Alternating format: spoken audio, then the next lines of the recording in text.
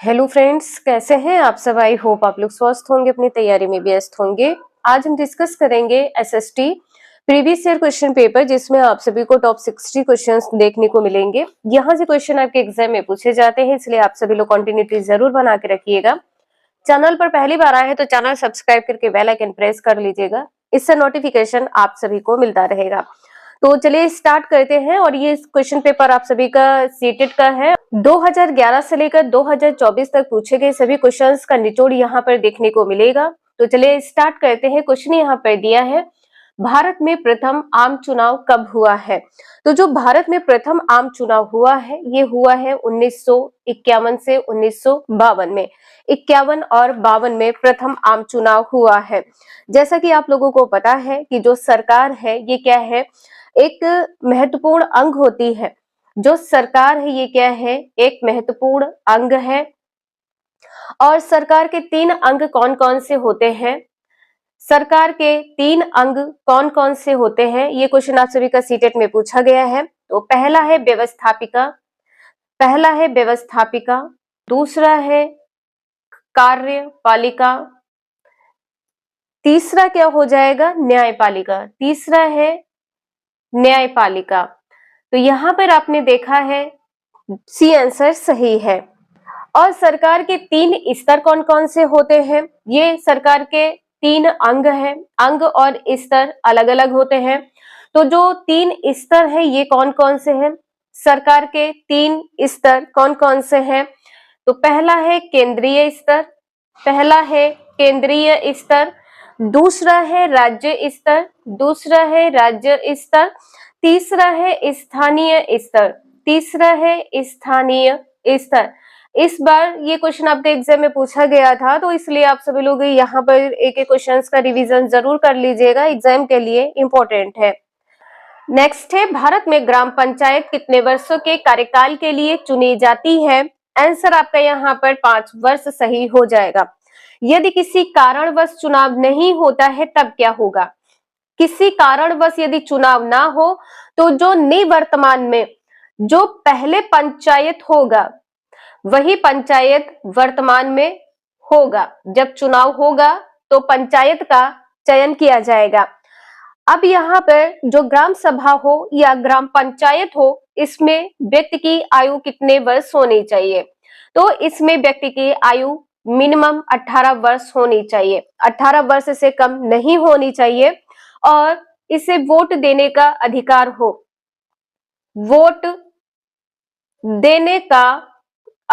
हो, तो आंसर यहाँ पर आपने देखा है, पहला सही है 5 वर्ष।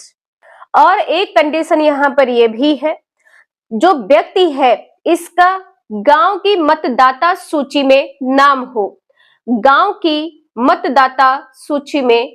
हो, ये इंपॉर्टेंट है, मतदाता सूची में नाम हो। यहाँ पर कि गांव की एक ग्राम सभा या 2 ग्राम सभा हो सकती है, 1 ग्राम सभा या 2 ग्राम सभा हो सकती है। वेरी वेरी मोस्ट इंपॉर्टेंट है, ध्यान रखिएगा। नेक्स्ट है, ऐसी राजनीतिक व्यवस्था जिसमें एक से ज्यादा स्तर की सरकार हो उसे कहा जा सकता है क्या, उसको क्या कहा जा सकता है, संघवाद कहा जा सकता है। आंसर यहाँ पर डी सही है। नेक्स्ट है, एक सरकार जिसमें राजा सर्वोच्च है लेकिन उनकी शक्तियां कानून या संविधान के तहत सीमित है। मान लीजिए कोई राजा है, वो उसी जगह के लिए है, तो यहाँ पर क्या हो जाएगा, जो शक्तियां हैं उसकी सीमित है, अदर जगह उनका प्रयोग नहीं कर सकता है। तो संवैधानिक राजशाही आंसर आपका सही होगा। देखिए यहाँ पर जो संवैधानिक गणतंत्र है, स्वतंत्रता हो जाएगी, ये गलत हो जाएगा, असीमित नहीं होगा, जबकि यहाँ पर सीमित कहा गया है। आंसर आपका यहाँ पर बी सही है। नेक्स्ट है, पंचायती राज व्यवस्था की त्रिस्तरीय रचना को स्वीकारने वाला पहला राज्य कौन सा है। पहला राज्य है राजस्थान। पहला राज्य क्या है, राजस्थान है। सी आंसर सही है। नेक्स्ट है, पटवारियों लेखपालों के कार्य की देखभाल निम्नलिखित में से कौन करता है। तो जो देखभाल है ये कौन करता है, तहसीलदार। आंसर यहाँ पर आपका सही हो जाएगा तहसीलदार। नेक्स्ट है, ग्राम पंचायत का सदस्य बनने के लिए न्यूनतम आयु सीमा क्या है? आयु सीमा 21 वर्ष है। यहाँ पर आंसर आपका बी सही हो जाएगा। और आपने जो क्वेश्चन नंबर 2 देखा है, इसमें जो बताया गया है कि जो ग्राम सभा हो या ग्राम पंचायत हो, इसमें किसी भी व्यक्ति की जो उम्र है वो 18 वर्ष या इससे ज्यादा होनी चाहिए। तो जो न्यूनतम आयु है ये 18 से बढ़ाकर 21 वर्ष कर दी गई है। इस क्वेश्चन में कोई डाउट हो तो प्लीज आप सभी लोग कमेंट करके जरूर पूछ लीजिएगा। नेक्स्ट है, सरकार के कार्यपालिका अंग से अभिप्राय है। आंसर यहाँ पर आपका पहला सही हो जाएगा। लोगों का समूह जो कानून को लागू करने और शासन चलाने के लिए उत्तरदायी है। आंसर यहाँ पर आपका पहला सही हो जाएगा। नेक्स्ट है, भारतीय राज्य किस प्रकार का है? लोकतांत्रिक सरकार है। यहाँ पर आंसर आपका बी सही हो जाएगा, लोकतांत्रिक सरकार है। नेक्स्ट है, निम्नलिखित में से कौन सा एक ग्राम पंचायत का कार्य नहीं है? जो ग्राम पंचायत का कार्य नहीं है वो क्या हो जाएगा? ग्राम पंचायत अपने पंचायत सचिव को चुनती है, ये नहीं होगा। आंसर यहाँ पर आपका बी सही हो जाएगा। बाकी यहाँ पर आपके तीनों पॉइंट सही हो जाएंगे। गांव के लोगों के रोजगार देने संबंधी सरकारी योजना लागू करना ग्राम पंचायत का कार्य है। गांव की बुनियादी सुविधाओं का निर्माण, उसका रख रखाव, ये भी ग्राम पंचायत का कार्य है। स्थानीय कर लगाना और इकट्ठा करना, ये भी ग्राम पंचायत का कार्य है। नेक्स्ट है, विधानसभा के सदस्य का चुनाव किसके द्वारा किया जाता है? तो ये किया जाता है लोगों या जनता द्वारा चुने जाते हैं। आंसर यहाँ पर आपका पहला सही हो जाएगा। और जो विधानसभा चुनाव होता है ये जनता के द्वारा चुना जाता है। नेक्स्ट क्वेश्चन है, निम्नलिखित में से कौन सा एक ग्राम पंचायत का कार्य नहीं है? अभी आपने देखा है। तो ग्राम पंचायत का कार्य क्या नहीं है? ग्राम पंचायत अपने पंचायत सचिव को चुनती है, ये यहाँ पर गलत हो जाएगा। जो सही नहीं है, बी आंसर सही है।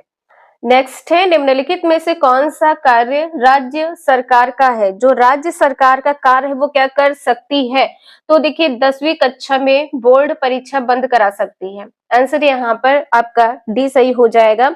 इस क्वेश्चन में कोई डाउट हो तो प्लीज आप सभी लोग कमेंट करके जरूर बता दीजिएगा। नेक्स्ट है, 73वां भारतीय संविधान संशोधन संबंधित है किससे? जो 73वां संविधान संशोधन है ये संबंधित है पंचायती राज प्रणाली से। आंसर यहाँ पर आपका डी सही होगा। इसके बाद में क्वेश्चन नंबर नेक्स्ट है, किन राज्यों में 1959 में सर्वप्रथम पंचायती राज को लागू किया गया है? सर्वप्रथम कहां पर लागू किया गया है? राजस्थान तो आप लोगों को पता है। इसके बाद में आंध्र प्रदेश हो जाएगा। राजस्थान और आंध्र प्रदेश आंसर पहला सही है। नेक्स्ट है, भारत में राज्यपाल की नियुक्ति कौन करता है? तो भारत के राष्ट्रपति। आंसर यहाँ पर आपका सी सही हो जाएगा, राष्ट्रपति। नेक्स्ट है, प्रजातंत्र को जनता का जनता के लिए शासन किसने कहा है? ये कहा है अब्राहम लिंकन ने। किसने कहा है? अब्राहम लिंकन ने। आंसर आपका यहाँ पर पहला सही है। नेक्स्ट है, संवैधानिक सरकार का अर्थ है क्या? संवैधानिक सरकार का अर्थ क्या होता है?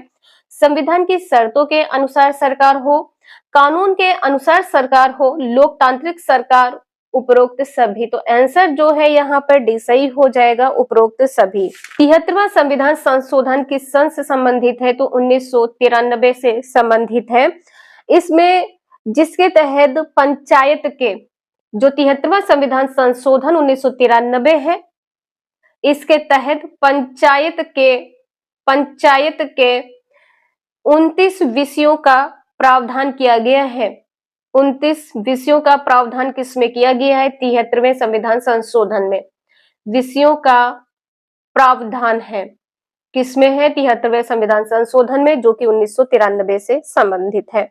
और यदि आपसे ये पूछा जाए जो 73वां संविधान संशोधन है किस अनुसूची से संबंधित है, तो ये संबंधित है 11वीं अनुसूची से। 11वीं अनुसूची से संबंधित है। 73वां संविधान संशोधन 11वीं अनुसूची से संबंधित है। जो पंचायत व नगर पालिका का प्रावधान है किस अनुसूची से संबंधित है? पंचायत व नगर पालिका किस अनुसूची से संबंधित है? नगर पालिका किस अनुसूची से संबंधित है?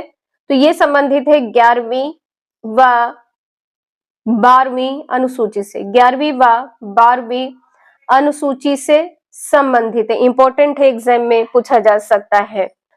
इसके बाद में जो 12वीं अनुसूची है, जो 12वीं अनुसूची है, इसको किसके तहत जोड़ा गया है? 12वीं अनुसूची को संविधान के 74वें संविधान संशोधन के तहत जोड़ा गया है। और 12वीं अनुसूची में नगर पालिका के लिए 12वीं अनुसूची में नगर पालिका के लिए 18 विषयों का प्रावधान है। 18 विषयों का प्रावधान है। आपने ये क्वेश्चन देखा है, एग्जाम में 100% पूछा जाएगा। इसके बाद में जो भारत में स्थानीय सरकार है, इसके कितने स्वरूप हैं? स्थानीय सरकार के कितने स्वरूप हैं? जो स्थानीय सरकार है, इसके कितने स्वरूप हैं? तो इसके 3 स्वरूप हैं। कौन कौन से हैं? ग्राम पंचायत, पहला क्या है? ग्राम पंचायत। ग्राम पंचायत, ग्राम पंचायत के बाद में है विकास खंड। ग्राम पंचायत के बाद में है विकास खंड। और तीसरे नंबर पर है जिला पंचायत। तीसरे नंबर पर है जिला पंचायत। आज के लिए इतना ही, मिलते हैं नेक्स्ट क्लास में। अगर वीडियो आप लोगों को थोड़ी भी यूजफुल लगी हो तो please like share and subscribe जरूर करें। Thank you for watching this video.